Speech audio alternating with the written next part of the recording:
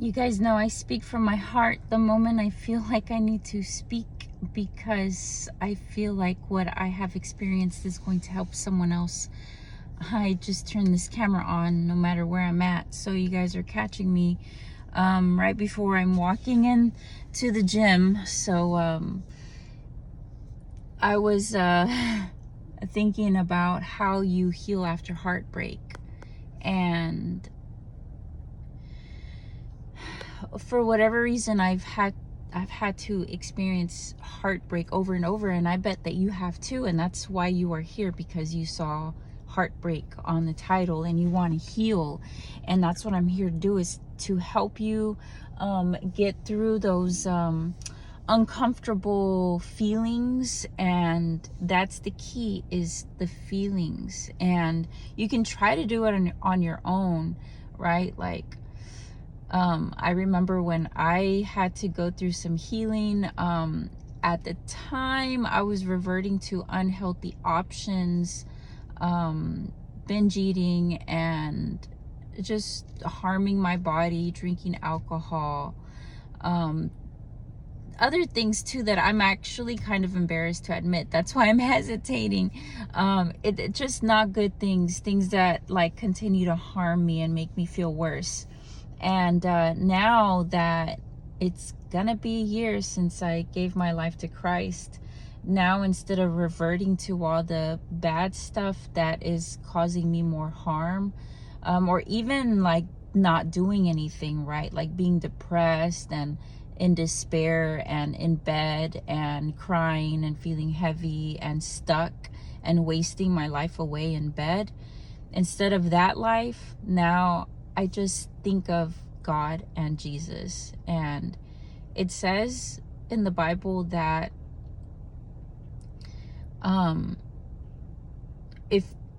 if we take all of our worries and all of our problems and put it at Jesus' feet and say, you know what, Jesus, here is this person, this situation, this burden.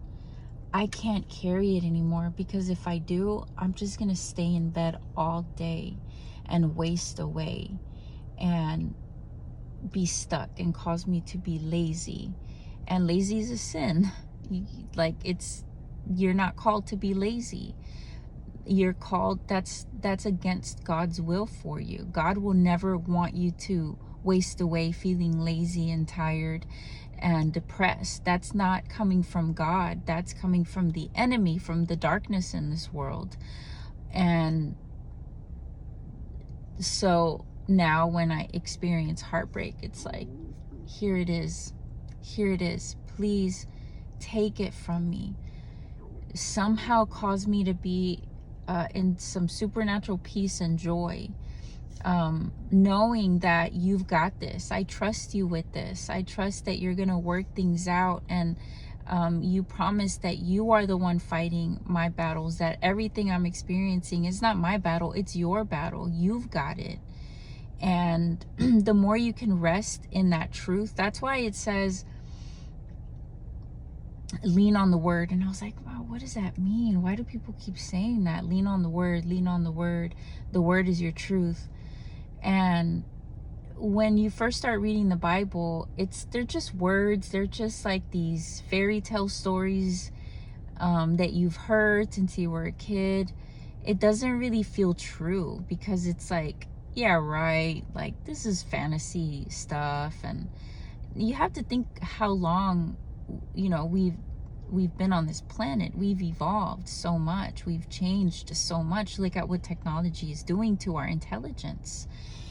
So the more I read the word, the more I internalize it, the more I meditate on the goodness of God and peace. And I even had to write down like a list of positive feelings and negative feelings, just so I can get in touch with what is going on inside of me, because I didn't know how to feel my feelings. I always felt shame, and I felt shame for feeling bad.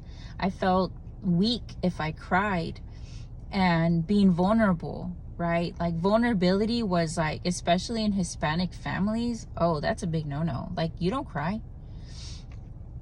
And there's the good things and the bad things right about that, because it makes you a strong person. It makes you like be a go-getter, and you can fend for yourself. You'll always find a way out. You'll create your way. Like, you're a warrior, right? Like, you don't feel, you just fight and you go and you keep going. But that's not reality. Eventually you're gonna crash, right? And you have to go into your feelings, and you have to cry, and you have to feel, and you have to become so vulnerable, like just melt in God's hands. And he says, be still, I am God. Like, you're gonna rest in my hands. Come, I love you. There's nothing that you could have done in this world for me to forsake you and to leave you. There's nothing that you can do in this world that's gonna make me not love you anymore. I'm so glad you're even thinking about me during your struggle. I'm here for you. I love you so much. I'm gonna turn this around for you. You're doing exactly what I want you to do, which is come to me. Bring it all to me, to my feet. Thank you for trusting me. You are living by the word. You are trusting the word. You are trusting me, and you are not leaning on your own understanding, and you're seeking me. And I love that. And I'm going to set your path straight. Just watch. And in the meantime, rest in my joy. Know what that's like. Just keep thinking about me all day long, knowing how much I love you, how worthy you are, and you are never alone, and I'm never going to leave you. And what I started in you, I'm going to finish. Don't worry about anything. Instead, come talk to me about it. Bring it to me. Talk to me. Tell me what your desires are. Tell me where you went wrong. Repent to me. It's okay, my child. I love you so much. I'm so glad that you're able to see where you went wrong, and you're not blaming shift on anyone. Wow, you're really growing. You're really growing. The fact that you realize that it's not about the other person, but it's about you. And where were your missteps? You are so amazing for realizing that and knowing that I am here to help you with that, because that is how you're going to change your future. Because the only person that you have control over is yourself and not anyone else. Thank you for not wasting your energy on being upset and blaming any other person or situation. I'm going to direct your path. I'm going to give you the steps. I'm going to tell you what steps to take, and how to handle every situation. But you've got to come to me. You've got to come talk to me about it. Stop and think and pray. Just conversate with me. So when you meditate on God. Every day, almost every second of the day, you just start to build the habit where it's not a conscious effort anymore. God is just like in the back of your mind through everything. Like, you mental check, hey, what do you think about this? But when you're first starting to walk in your faith, it's like you have to really stop and journal. Like, at least for me, I had to really stop and journal. Like, what happened today? Where was my mind? Did I even check in with you, God? Or did I allow fear to get me? Or did I make my own decision? Were you talking to me and I completely ignored you? And do a lot of that self-reflection and see how much you're actually connected to God. And you will keep a track record of yourself, right? Because I've said this before, we keep track records of everybody else's wrongdoings. That's so easy to do, and that's such a cop-out. Don't be weak. Don't do that. I'm telling myself, don't be weak. Don't do that. Keep a track record of yourself. And that's what God wants us to do, and that's how you heal. That is how, yeah, you know what? You're not going to be like super duper happy every single moment of the day. You will have your moments where you stop and you think and you remember again, but it no longer keeps you in rumination. It no longer hijacks. Like, you don't let the negative thoughts, and remember, negative thoughts don't come from God. You don't let those negative thoughts hijack your life anymore. And gosh, like going through heartbreak is one of the worst like feelings, because it can completely derail you and get you off your path, right? Why would you want to get off your path and live in misery? Like, get back on the path, get connected. And I can't stop talking about this stuff because it is so real. I have seen my life turn around, and yeah, you know, God will work with you through your deep, hard feelings that you're processing. And once you get, there's like 5 feelings in grief, right? You're grieving, so you're angry, and under anger there's always sadness, right? There's some deep disappointment that is attached with anger, and work through it.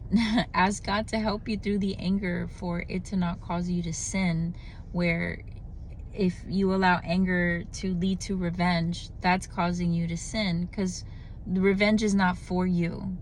Revenge is God's. Let God handle it. Don't do it yourself. Resist and speak truth only. And I go back to saying, you know, God wants us to take everything to him. Talk to him about everything. And don't worry. Like, after you talk to him and you lay it at his feet, then you thank him. Thank you for everything you have done for me. Thank you for everything you have given me. The fact that I have, and then start listing all the things that you feel privileged to have. Are you able to have a gym membership? A lot of people are not able to have a gym membership because they can't afford it. Are you able to shop in the organic section in the grocery store? Some people are not. Some people are on food stamps, you know what I mean? And like, they're subjected to eat like the lowest quality of food. And it's all these little things that he wants us to remember and be grateful for, because once you start to fill your heart with gratitude instead of worry and anxiety and perpetual like just overthinking, which that does not come from God, guys, remember that. Like, when you're caught in the darkness, your heart is dark and heavy and burdened, and it will cause you to say stupid things. It will cause you to sin, to hurt, to be hurtful. And once you can like start healing your heart, and there's a verse in the Bible that talks about that, how powerful the tongue is, that, you know, and the ship has a little rudder, and that tiny little, I think that's what it's called, will completely direct the ship in a completely different direction. And that's such a small part of the boat, just like our tongue. And the tongue, there's power in the tongue. So you've got to get your heart, your mind right. Warn other people. Like, I feel like I have to warn people about dating or getting involved, or even like being aware of dangerous people out in the world. And it's I was recommended this book, you know, like, hey Jen, maybe you should read this book, like maybe 2 weeks ago. And it's called How to Spot a Dangerous Man Before You Get Involved. And I was shocked. If you have daughters, your daughters have to read this. And I skimmed through it with one of my daughters, and she just was like, oh my gosh, Mom, that's kind of scary. That's kind of scary. And thank you for, you know, showing me this book. And, you know, she's going to go off to college. And I said, babe, the more you know about people, the more psychology you know about people, you know, the better prepared you're going to be able to protect yourself. And just be smart, right? Knowledge is power. And some people are dangerous and they don't even realize that they're dangerous. So I'm not here to condemn anyone. I'm here to like cultivate conviction. Like, it's all about you. And that's why I keep saying that. It all goes back to you. Where are you at? How are you handling things? Are you telling yourself the truth? Are you feeling worthy enough to get the type of life that you deserve? Are you settling? Why are you settling? Are you sad most of the time? Yes. Well, why do you keep choosing the same thing that keeps you sad? Where is your faith? And that's why I can't stop talking about Jesus, because I feel like if I would have had Jesus as my counsel, because now I take everything to him, and he wants nothing but the best for me. So what better person or being to take all of my plans and all of my worries to, and let him heal me? He's the Prince of Peace. He's already conquered the world. He's already defeated death. If you follow him, then you already know that all of your battles have been won. People that are trying to harm you, they've already lost. People that are plotting against you, they've already lost. Because Jesus is your shield, your protection.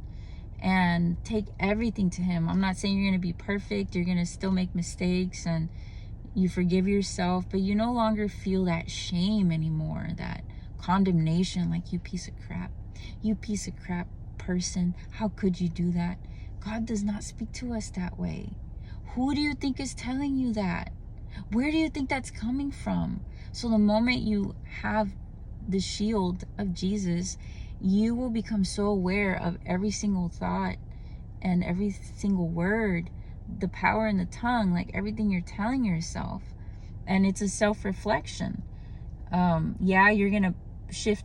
The easy thing is to shift blame on other people. Well, this person this, well, this person that, and they said this, and they were like this, and okay, but what does that say about you?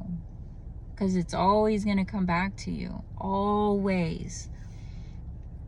And if you don't, then that's how you get stuck. That's how you don't heal. That's how you carry more burdens on top of more burdens. And that's the work that I'm talking about.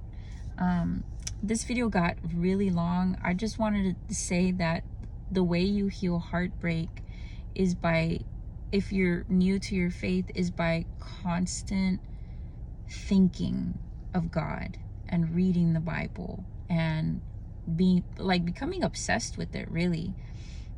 I love what's the religion where they pray 5 times a day? The Muslims. I love that. I love that. That's how it should be, 5 times a day. Just check in. Hey, whoa, where are we at? Because I promise that you will get pulled by the world, and slowly you can start fading God back in the background and start acting selfish, start acting like hurtful, saying stupid stuff, or, you know, things like just behaving unchrist-like. So easy to start doing that. And the whole purpose, you know, for me is like, let's try to be more Christ-like, right? Let's grow in our humility, our forgiveness, our love, our patience, our kindness. And when you're carrying a lot of anger and hurt and sadness, which is one of the stages of grief, then you're going to be held back. So you got to face those feelings and process them and take them to him. I hope this video served you. I hope that this was helpful to you. You can come say hello to me on Instagram. If you're a woman, I probably will reply to you. If you're a guy, I probably won't. Just being honest with you. My channel is geared towards women. I hope that guys are getting some good stuff out of this, because I want to see our world a better place. I want to see people happy and in good relationships, because relationships is truly the backbone of our society, of our foundation. God bless you, and I hope that you're healing nicely if you're going through heartbreak, and keep seeking him, and he will set your path straight. I promise.